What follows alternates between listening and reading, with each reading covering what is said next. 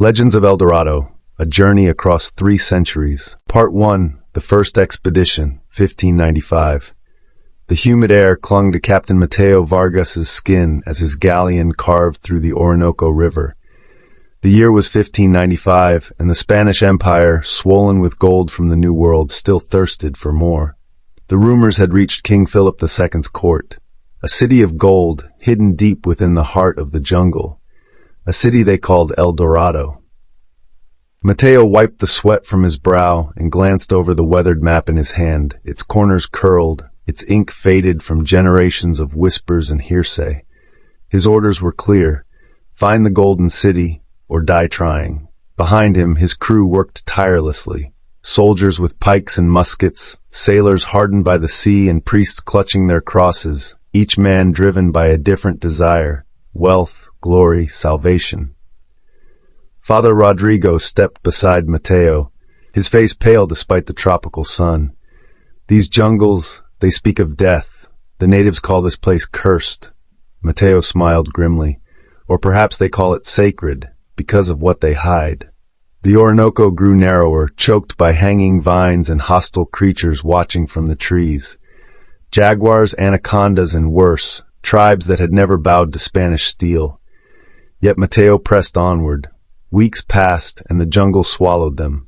Disease took some men, arrows took others. But one morning, as dawn broke, they found it. Ruins of a civilization no European had ever seen.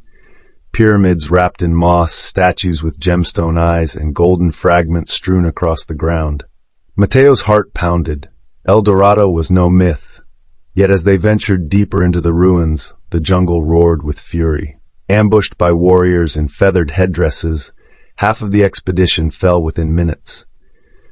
Mateo and the few who survived fled, abandoning their spoils, their dreams, and their pride. Wounded, Mateo returned to Spain, bearing only a single golden idol to prove his tale. He died years later in obscurity, but his journals survived, passed to his children and grandchildren, whispering a truth the world dismissed as madness. And so began the Vargas legacy. Part 2, The Second Expedition, 1712. 117 years later, the Vargas name was nearly forgotten, buried beneath the tides of history. But in a dimly lit study in Cadiz, Diego Vargas sat hunched over a battered leather-bound journal, his ancestor Mateo's last possession. The flickering candlelight danced across Diego's youthful face. Though born to a lesser branch of the once proud Vargas family, Diego's heart still burned with the same unrelenting fire to finish what Mateo had started and reclaim the lost glory of their name. Eldorado, Diego whispered, running his fingers across the faded ink. You cost my family everything, but you will redeem us. Diego was no conquistador like Mateo, nor a soldier. He was a sailor by trade, a mapmaker by profession. But unlike his ancestor, he intended to approach the Golden City not with guns and greed, but with cunning, knowledge, and respect. The world had changed. Spain's influence had waned. The Caribbean teemed with pirates, and rival empires carved up the New World. Yet the lure of gold remained timeless. With a small fortune borrowed from merchants, Diego assembled his crew. Not hardened soldiers, but explorers. Luisa Menendez, a botanist who knew the ways of the jungle better than most men. Captain Javier Morales, an aging privateer who'd survived battles from the Azores to Havana. And Father Benito Cruz, a Jesuit priest who spoke several native dialects. They sailed in secret aboard the small but swift brigantine, La Esperanza, heading toward the Orinoco, tracing the ghostly path Mateo had described. The air grew heavy with heat and mystery as they journeyed upriver into lands most maps labeled as nothing but green emptiness. Diego studied the old journal each night, combining its hints with Luisa's natural knowledge and Benito's linguistic skills. Days turned into weeks, and the river shifted, sometimes widening into calm lagoons, other times squeezing into narrow ravines where unseen things moved beneath their boat. One evening, a native guide, Temaku, joined them. His tribe spoke of the City of Mirrors, a place where gold reflected the sun so brightly it blinded those who stared too long. They called it Makura, the forbidden cradle. Luisa's excitement was palpable. It's not a myth, Diego. Every culture here has fragments of the same story. Diego's heart surged. They were close, but fate, ever cruel, had other plans. On the 24th day, storm clouds swallowed the sky. Winds howled like demons, waves rose like mountains, and La Esperanza was torn apart on hidden reefs. The survivors washed ashore, Diego, Luisa, and barely a dozen crewmen, clutching soaked remnants of their supplies. Bruised but unbroken, Diego pressed on, driven by a force stronger than fear. They ventured on foot, deeper into the rainforest, every step a battle against nature's wrath. Poisonous creatures, suffocating humidity, and the ever-watchful eyes of the jungle's true rulers shadowed them. Then, on the edge of collapse, they saw it. A city, not as grand as legend spoke, but real, golden panels embedded in stone, reflecting sunlight through the canopy. Sacred plazas littered with forgotten relics, waterways carved to harness the rivers. But it was empty. No people, no voices, only silence broken by the distant roar of waterfalls. Father Benito whispered in awe, "This is it, the bones of Eldorado." Diego fell to his knees, overwhelmed. Yet, as they gathered the smallest of treasures to survive their return, Diego made a promise. This city was not his to take, but to remember. Months later, Diego Vargas returned to Cadiz with tales that no king or merchant would fully believe. He brought no riches, only knowledge, maps, sketches, and fragments of gold. His name was met with mockery by some, but with reverence by those who listened. His journals joined Mateo's in the Vargas estate, waiting for another generation. For the jungle still held its heart, and Eldorado remained unconquered, and the Vargas bloodline had not yet finished its quest.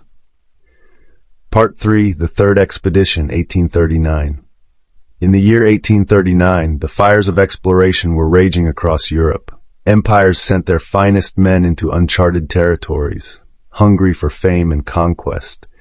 Yet in the quiet outskirts of Barcelona, a dusty attic held secrets far older and far more dangerous than imperial ambition. Alejandro Vargas dusted off the ancient journals, first Mateo's battered tome, then Diego's carefully drawn maps and notations. Generations had passed, wars had come and gone, but the obsession remained alive within the veins of the Vargas family.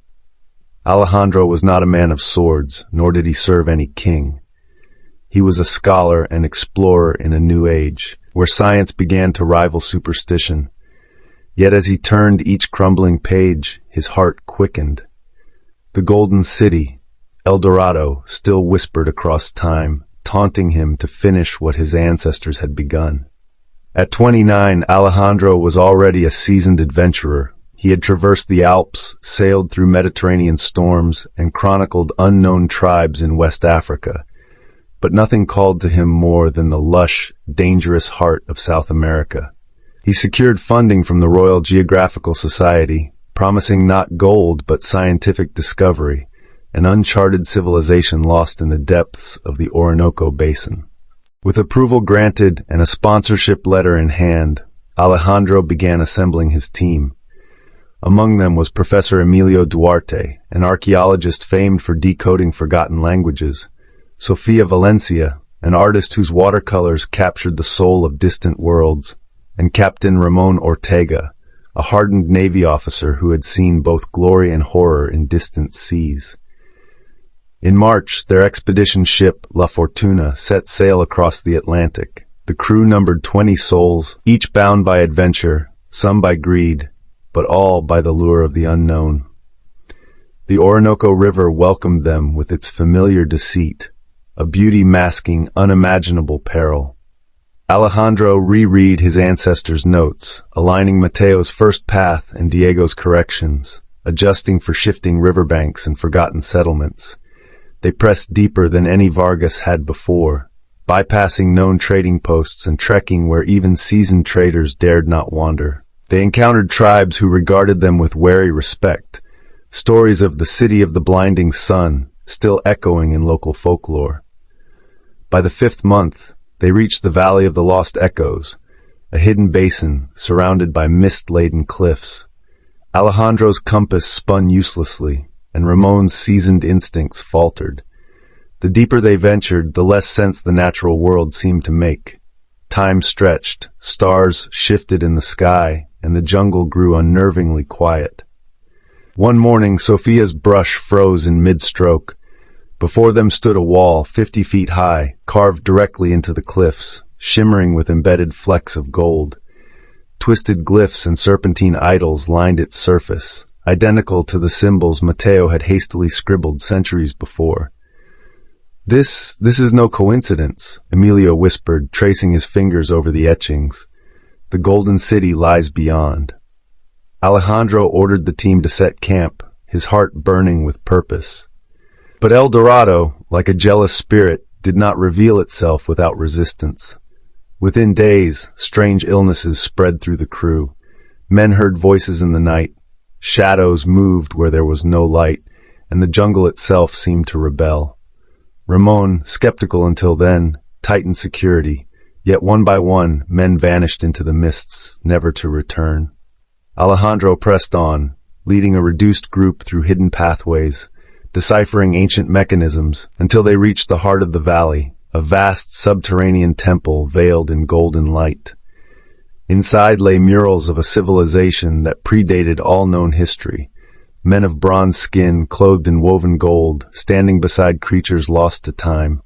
The air pulsed with a magnetic force, making every hair on their bodies stand on end. In the deepest chamber, they found it, a golden dais, upon which sat an orb of black crystal, surrounded by offerings of emeralds, silver masks, and woven tapestries preserved by some unknown magic. But Alejandro understood the warnings in his ancestors' journals, the hidden meanings in the glyphs. El Dorado was not a city, he murmured. It was a covenant, a force to be protected, not plundered. Greedy hands itched to strip the room bare, but Alejandro intervened. He instructed Sofia and Emilio to record every detail, sketch every symbol, and leave everything as it was. Ramon grumbled, but obeyed. With heavy hearts, they left El Dorado behind, returning with proof not of treasure, but of history untold, of civilizations erased and powers misunderstood. When Alejandro returned to Spain, he published his findings. Academics hailed him as a visionary, though others mocked the absence of gold. Yet he knew. He had done what Mateo and Diego could not. He had seen El Dorado and walked away. His journal closed with these words: "In the heart of the jungle lies not greed's triumph, but knowledge's reward. Let El Dorado remain in the cradle of the earth, untouched by the hands of men who would misuse its gift." But time would test whether future generations would heed his words. The call of El Dorado, after all, never truly fades. Part 4, The Fourth Expedition, 1910. A new century dawned, ushering in steel, industry, and empire. The old world clashed with the modern, and in the bustling streets of Madrid, the name Vargas stirred once again. Victoria Vargas adjusted her leather gloves as she gazed across her grandfather Alejandro's dusty study. The room smelled of forgotten ink and aged maps, of places that no longer appeared on modern charts. She had spent her childhood listening to Alejandro's fading stories, of rivers that hummed with secrets, of a city woven from sunlight and mist, of El Dorado. Unlike her predecessors, Victoria was no soldier, no explorer groomed by monarchs. She was an archaeologist, educated in London, fluent in ancient dialects, and defiant in an era when few women were allowed beyond the walls of academia. Yet the call of El Dorado, written in the blood and ink of her family, could not be ignored. In 1910, with Europe poised on the edge of turmoil, Victoria gathered a crew not for conquest, but for truth. Dr. Emilia Rojas, a geologist and Victoria's closest confidant, joined without hesitation. Engineer Paul Davenport, an Englishman with a talent for crafting machinery fit for the jungle, brought innovation. And Lieutenant Arturo Delgado, a veteran of Spain's colonial campaigns, provided muscle in a world still fraught with danger. Victoria's mission was clear: revisit the locations described by Alejandro, not to seek gold, but to understand the civilization that history had buried, to study, to document, to preserve. Their steamer, La Estrella Roja, left port in late February, gliding across the Atlantic to Venezuela, then upriver toward the Orinoco Basin. Victoria marveled at how the land remained unchanged despite the industrial revolutions that reshaped Europe.